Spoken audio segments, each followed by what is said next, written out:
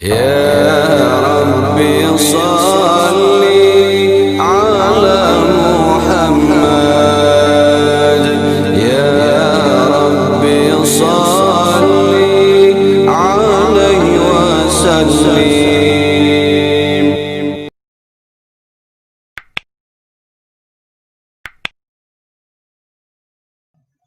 Banyak cara yang dilakukan kaum Salafi Wahabi dalam mempengaruhi masyarakat untuk menjadi pengikutnya.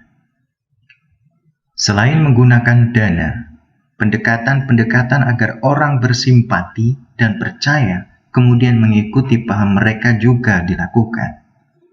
Misalnya, kalau ada orang yang sakit, mereka wajib menengok pertama kali. Pertama mungkin dia sendiri mendoakan. Setelah itu bersama istrinya, membawa sarung atau membawa gula. Targetnya pertama mereka dianggap baik. Bahkan kalau sampai ke rumah sakit, mereka akan berani nyetop angkot. Masalah uang belakangan, tidak urusan. Mereka bisa menelpon yang jadi DPR atau yang banyak duit. Wahabi akan selalu mencari majelis ta'lim atau acara-acara yang mereka anggap bid'ah dan sesat, termasuk acara-acara maulid. Tujuan mereka mencari kelemahan, dan kelemahan itu dijadikan untuk menyerang. Pengikut Wahabi menjadi pembicara publik biasanya sangat menerima kritik. Bahkan dia minta dikritik mengenai apa yang telah disampaikan. Dan orang yang mengkritik biasanya akan diberi hadiah. Ini berbeda dengan selain Wahabi, termasuk pembicara publik, penceramah dari Nahdliyin misalnya. Karena mereka punya maksud untuk kaderisasi, mereka memiliki dakwah, istilahnya dakwah dengan hati. Intinya, mereka dakwahnya kebanyakan bilhal, menggunakan metode. Tidak usah banyak bicara. Setiap kadernya dimuhasabah. Sudah tidak berjamaah berapa kali, sudah silaturahim ke berapa orang. Cara Wahabi mempengaruhi orang itu sekenanya. Jika bisa dipengaruhi menggunakan fikih, maka fikih yang dipakai.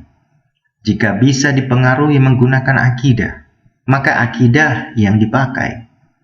Di internal, kader Wahabi itu bertingkat-tingkat dan berkelas-kelas. Semua tingkatan di kader dan ada panduan khususnya.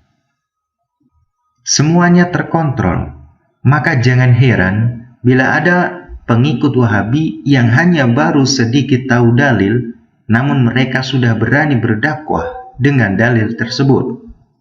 Bagi kader internal, mereka ada metode tarbiyah. Kita akan heran, cuma bisa sedikit dalil, mereka berani mengisi kajian. Mereka ini sudah dilatih. Mereka mengajarkan akidah terlebih dahulu, dan mereka tidak peduli dengan syariat dahulu.